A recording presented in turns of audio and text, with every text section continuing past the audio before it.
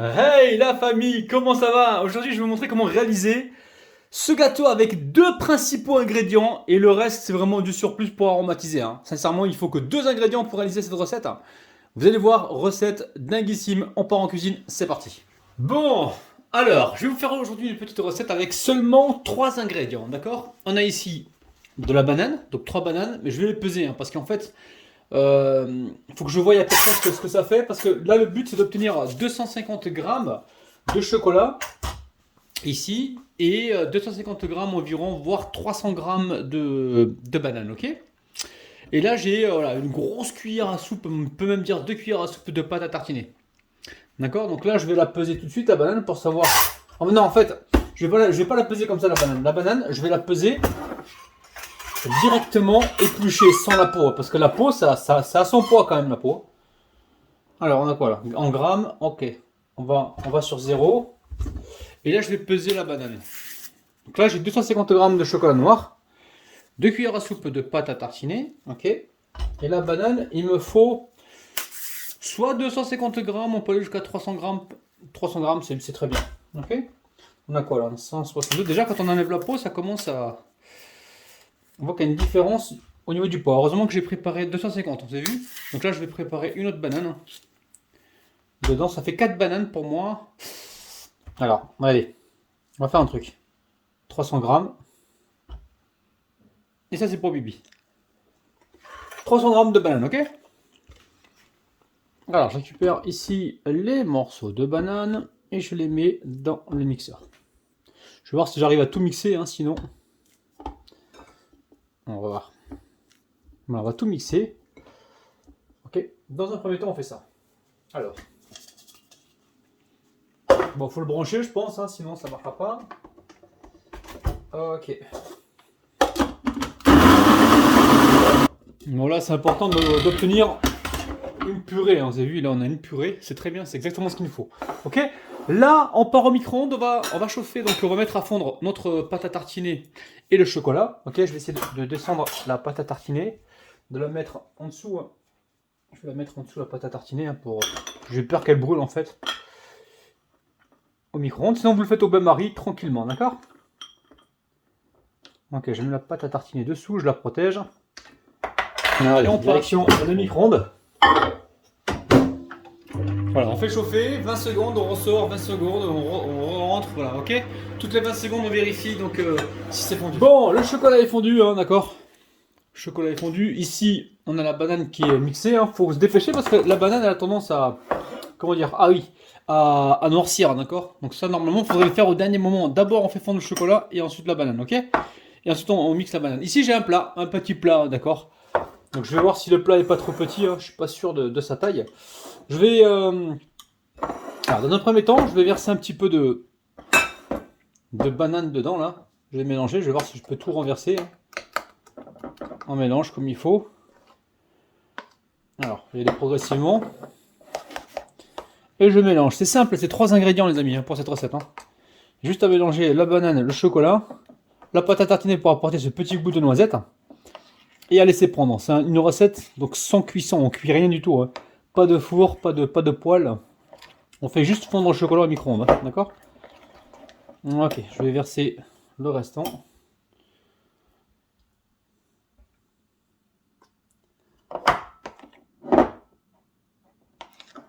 Alors, je pense que je vais débarrasser tout ça dans un plat plus grand, hein, d'accord?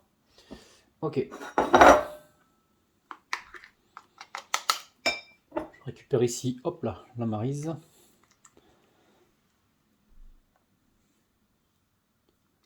Ça sent bon, banane chocolat, j'adore les amis, hein. Je sais pas vous, mais alors moi, je kiffe. Alors ici, on récupère ce qu'on peut, hein.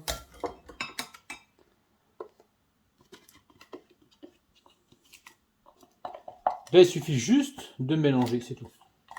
De mélanger, de verser dans le plat. Donc le plat, vous avez vu, hein, j'ai mis du papier film au préalable là, pour éviter justement que ça reste collé au plat, hein, qu'on puisse le démouler assez facilement. On va goûter la banane chocolat. Ah oui, magnifique. Allez, je mélange et on se retrouve tout de suite. Bon, j'ai un plat, combien il mesure? Combien il mesure ce plat? Je vais vous le dire tout de suite. Vous pensez, vous, que j'ai... Alors dites-moi en commentaire si vous pensez qu'il y a plus d'appareils, qu'il y a trop d'appareils pour le moule. Dites-moi ça en commentaire, donc là ça fait 18 sur 11 et demi. Alors vous pensez que le chocolat, enfin la préparation va rentrer dedans ou pas? Ou alors est-ce qu'il y en aura trop? Moi je pense que ça va rentrer. Je sais pas pourquoi. Allez hop, je verse le tout dedans.